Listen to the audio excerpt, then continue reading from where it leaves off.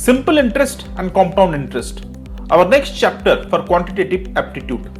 Before moving ahead and understanding the concepts of simple and compound interest, let's first understand what is principal and what is interest. Principal. The money borrowed or lent out for a certain period is called the principal or the sum. Then comes interest. Extra money paid for using others' money is called interest. Now let's see what is simple interest. If the interest on a sum borrowed for certain period is calculated uniformly, then it is called simple interest. For more understanding, let principal amount be P, rate equals to R% per annum and time equals to T years. Then simple interest equals to PRT by 100. And from this equation, we can derive P equals to 100 into simple interest by R into T. R or rate equals to 100 into simple interest by P into T and time equals to 100 into simple interest by P into R. Then let's talk about compound interest. Compound interest or compounding interest is the interest on a loan or deposit calculated based on both the initial principal and the accumulated interest, or in other words, interest on interest for previous periods. Let's look at some formulas for compound interest. Let principal be P, rate equals to R% per annum and time equals to N year.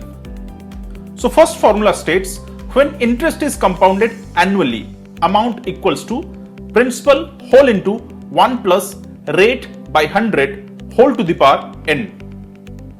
Formula number 2, when interest is compounded half yearly, amount equals to P whole into 1 plus R by 2 by 100 whole to the power 2N.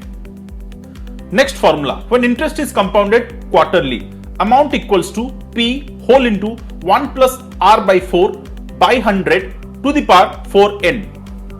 Next formula, when interest is compounded annually but time is in fraction, say 2 by 5 years, amount equals to P whole into 1 plus R by 100 to the power 3 into 1 plus 2 by 5 R by 100.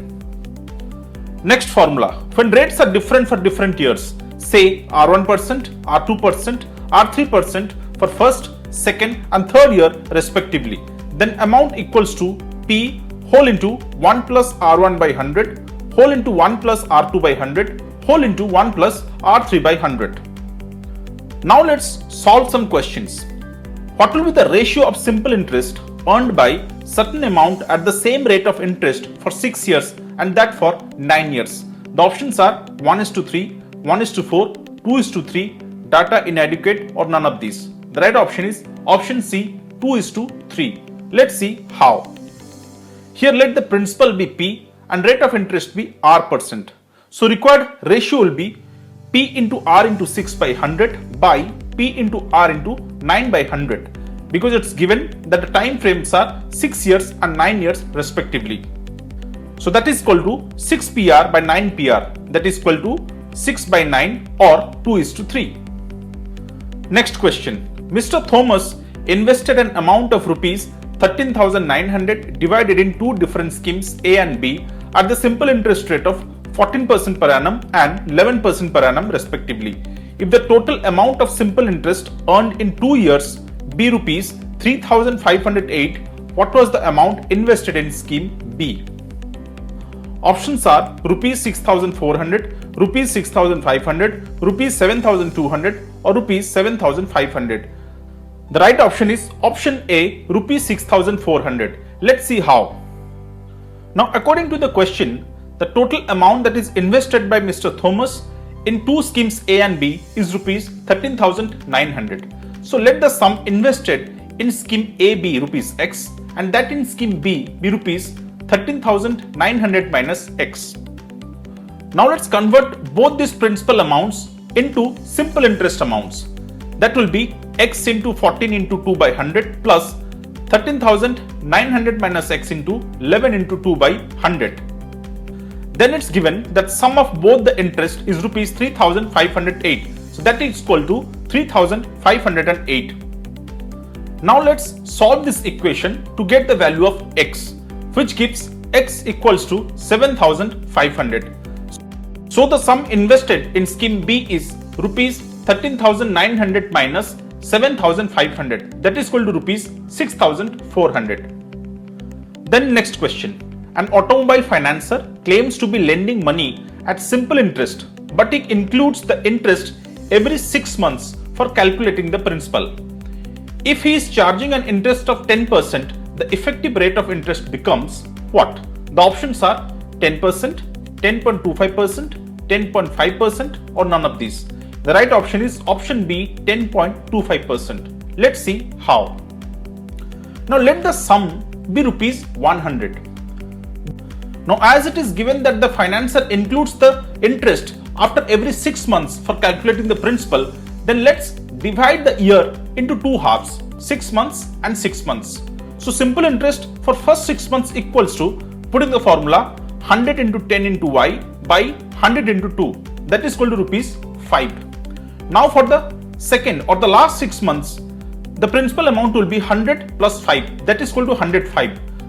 So the simple interest for the next 6 months will be rupees 105 into 10 into 1 by 100 into 2, that is equal to rupees 5.25.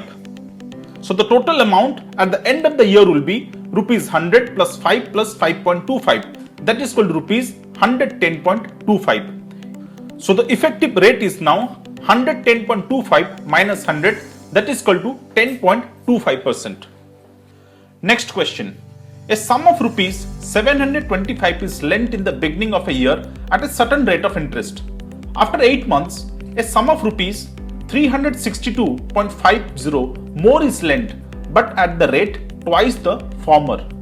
At the end of the year, rupees 33.50 is earned as interest from both the loans. What was the original rate of interest? The options are 3.6%, 4.5%, 5% or 6%. The right option is option E, none of these. Let's see how. Now as it is given that the new rate of interest is twice the original, then let the original rate of interest be R% and the new rate of interest be 2R%. Please note that the original rate of interest R% was assigned to the amount 725 for the entire year, but the new rate, that is 2R%, is assigned to the amount 362.50 for only 4 months, that is equal to 1 by 3 years. So now putting the PRT by 100 formula for simple interest, we are finding the summation of the simple interest for both the cases, that is equal to rupees 33.50. Now from this equation, we'll get the value of R. So by solving, we are getting R equals to 3.46. So the original rate is 3.46%. Now as the given options do not have 3.46, so the answer is none of this. Next question. The difference between simple and compound interests compounded annually on a certain sum of money for 2 years at 4% per annum is rupees 1. The sum in rupees is, options are 625, 630, 640 or 650. The right option is option A, 625. Let's see how. Here let's take the sum to be X. Then compound interest will be X into 1 plus 4 by 100 square minus X, that is equal to 676 by 625X minus X, that is equal to 51 by 625X. And simple interest will be X into 4 into 2 by 100, that is equal to 2X by 25.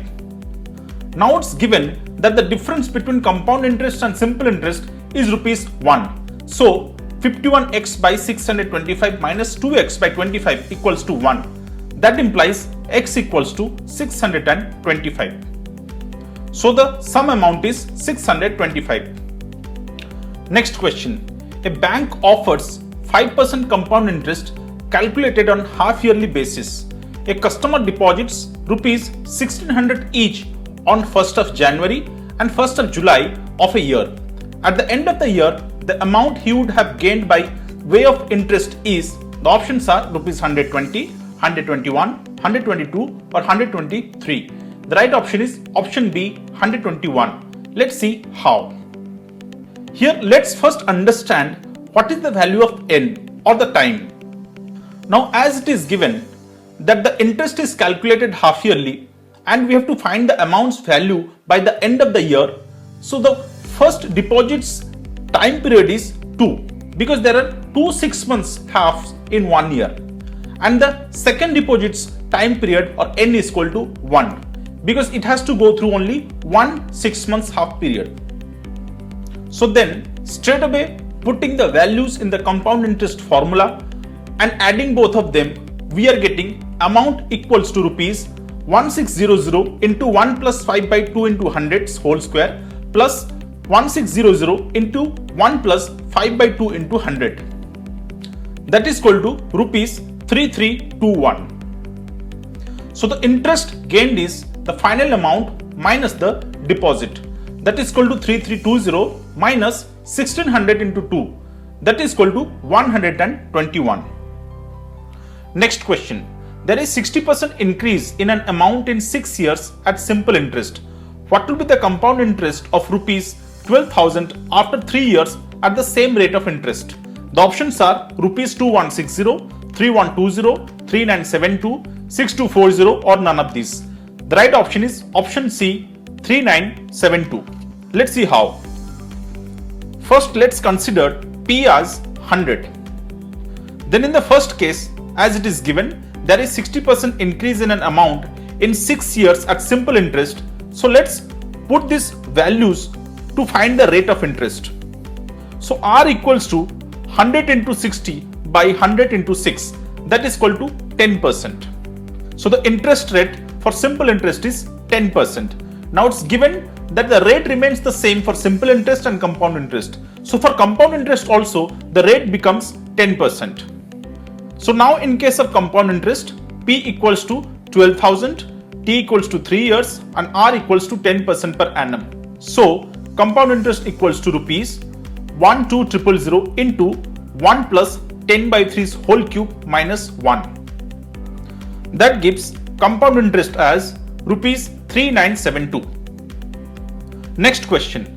The least number of complete years in which a sum of money put out at 20% compound interest will be more than doubled is, options are 3, 4, 5 or 6.